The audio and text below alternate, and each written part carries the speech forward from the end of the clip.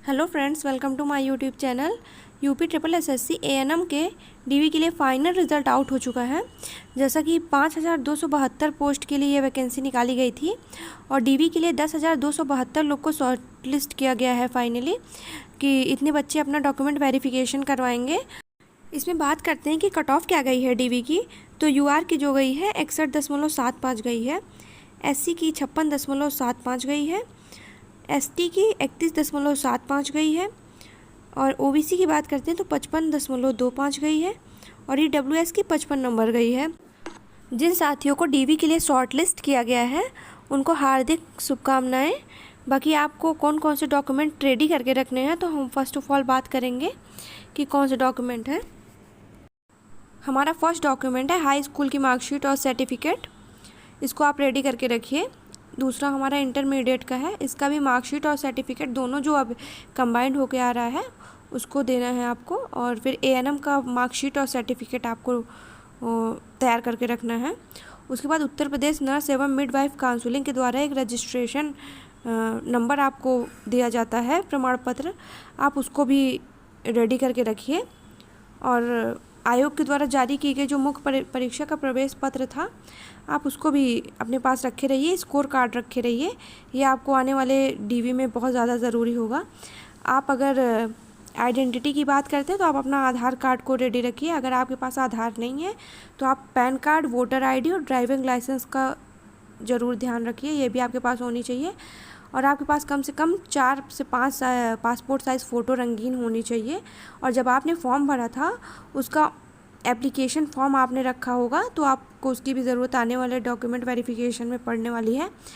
और फिर जो आरक्षण और अन्य प्रमाण पत्र लगते हैं, अगर आपने फॉर्म भरते समय लगाया है तो मैं आपको बता दूं, अगर आप निवास प्रमाण पत्र की बात करें तो अगर ये कभी कभी है 2016 के बाद का कभी का होगा, वो आपके लिए मान्य हो जाएगा।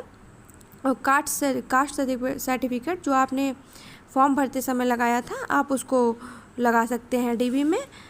इसका डेट तो आपको एक ऑफिशियल तरीके से बताया जाएगा, इसकी कोई ख़ास डेट नहीं होती है। जो ईडब्ल्यूएस होता है उसकी एक डेट फिक्स होती है कि इतने से इतने बीच का होना चाहिए। अगर उस टाइम आपने फॉर्म भरते समय इसको लगाया था तो आप इसको ज़रूर अटैच करिएगा डॉक्यूमेंट वेरिफिकेशन करवाते टाइम। अगर आपने नहीं किया था तो आप इसको बिल्कुल मत अटैच करवाइएगा। और अगर हम आपको शॉर्ट फॉर्म में बताएं तो आप 12th की मार्कशीट, 10th की मार्कशीट, एएनएम की मार्कशीट और एक रजिस्ट्रेशन नंबर होता है, आप उसको रखिए। पेट का स्कोर कार्ड रखिए। और यूपीएसएससी का जब आपने फॉर्म भरा था एएनएम का, उसका एप्लीकेशन फॉर्म तैयार करके रखिए। बाकी आपने डीवी के लिए जब शॉर्ट लिस्ट हुए आप इसका भी एक एडमिट कार्ड जो अलॉट होगा उसको रखिएगा। और अगर आप ओबीसी हैं, एससी हैं, एसटी हैं तो आप अपना कास्ट सर्टिफिकेट तैयार रखिए।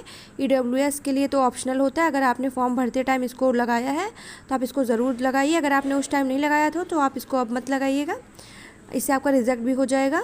और उसके बाद आप अपना निवास प्रमाण पत्र लगा सकते हैं, आधार कार्ड एवं अन्य कोई भी, जैसे पैन कार्ड हो जाए, वोटर आईडी, आप उसको भी अपना रेडी रखिए। और पासपोर्ट की 3 से 4 फ़ोटो अपनी रेडी रखिए। अगर आपके कोई भी डॉक्यूमेंट में मिसमैच होता है फॉर्म भरते टाइम या तो कोई गलती हो गई है तो उसके लिए आप एक एफिडेविट बनवा लीजिएगा। अगर माइनर मिस्टेक है तो वो आपका अप्लाई हो जाएगा, कोई दिक्कत आने वाले समय में आपको नहीं होगी। और बहुत लोग का कहना था कि एएनएम की कट ऑफ क्यों इतनी ज़्यादा गई है, तो देखिए आपको 35 नंबर तो फ्री में मिल गए हैं, तो आपने 65 नंबर का पेपर दिया है। तो अगर आप उतना भी नंबर स्कोर नहीं कर पा रहे तो चीज़ें थोड़ी सी मुश्किल हो जाती हैं।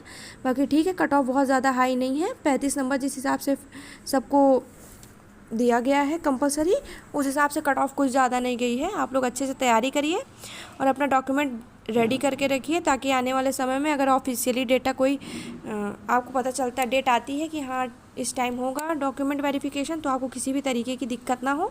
अगर माइनर मिस्टेक हो तो आप अपने लिए एक एफिडेविट पहले से बनवा के रखिएगा, जिससे कि आपको किसी भी तरीके की दिक्कत नहीं होगी आने वाले समय में।